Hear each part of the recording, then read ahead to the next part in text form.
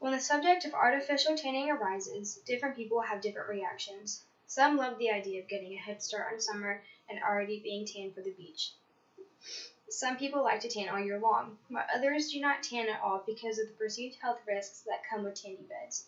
Artificial tanning is a relatively new luxury. According to an eHow article named Who Invented the Tanning Bed, written by Jay Zimmerman, said that the lights that make us tan in the tanning bed were actually discovered on accident. Zimmerman also said that Horus, a medical company, had a German scientist named Frederick Wolf who discovered the way the UV light that was coming from the bulbs they invented were helping heighten the vitamin D found in our body. Wolf was able to perfect the light by the 1970s and then proceed to tan people in 1978 whenever he brought the tanning bed to the U.S. Soon, tanning beds were springing up everywhere, all over America. I happen to work for a tanning salon, where we have 29 beds in our salon, each of which FDA-regulated eyewear is required when using the bed. Eyewear is required in our beds due to the UV rays.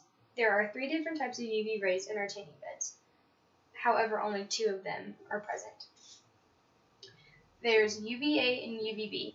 UVC is a third UV ray, which is filtered out by the atmosphere and never reaches us, said Marshall Brain in the article, How Suntans and Sunburns Work. When we are introduced to the UV rays found in tanning beds, which are also found in the sun, the melanocytes create melanin pigment in response to the UV rays, which activates the production of melanin. This is how we receive our tan.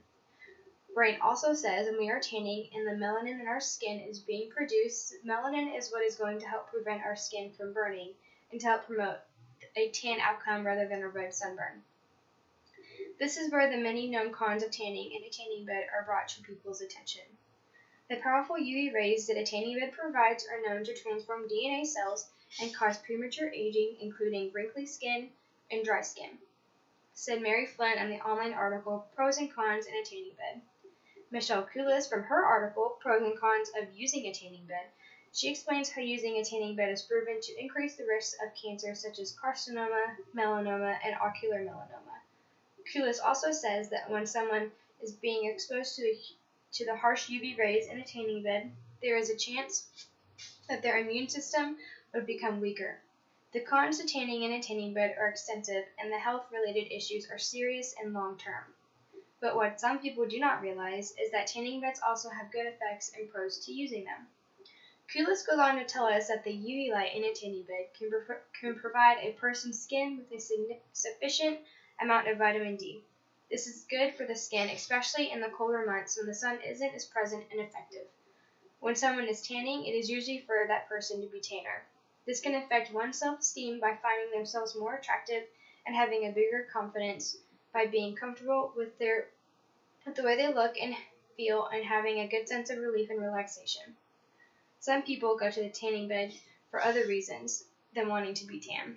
Tanning beds are used to help treat some medical issues such as psoriasis and are actually recommended by some doctors as a good source of treatment, says Borlongen in the article Pros and Cons of Tanning Beds from the site Modern Mom. I do not know how many times I've been behind the counter and I ask someone if they're getting the color results that they want. And they respond by telling me that they aren't really here for the color. They're here because it helps their psoriasis, or on a personal level that I can relate to is because it helps clear up their skin. I've been in a tanning bed a couple of times and I've known to see that whenever I am tanning, it does clear my skin and give me clear skin.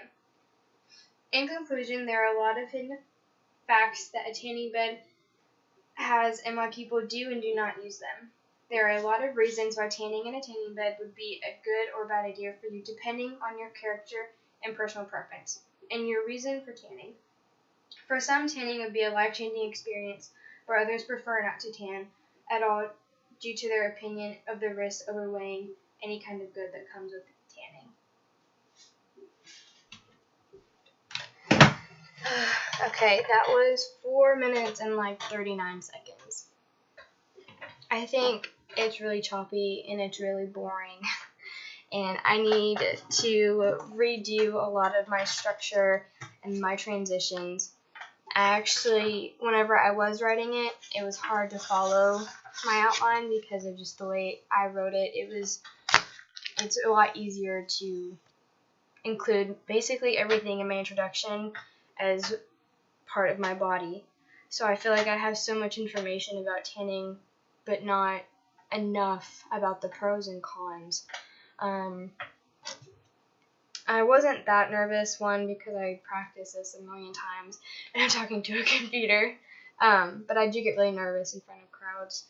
I don't have any visual aid right now, but I will. I'm obviously not in beautiful attire either. I just know that it doesn't flow very well. I'm probably going to have to reconstruct a lot of this.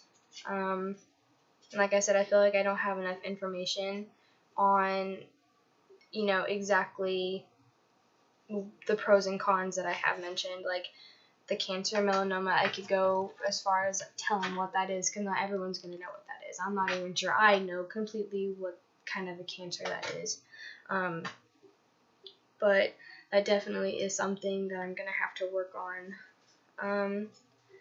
Any kind of input that you have, please do not hold back, because I know this was god awful.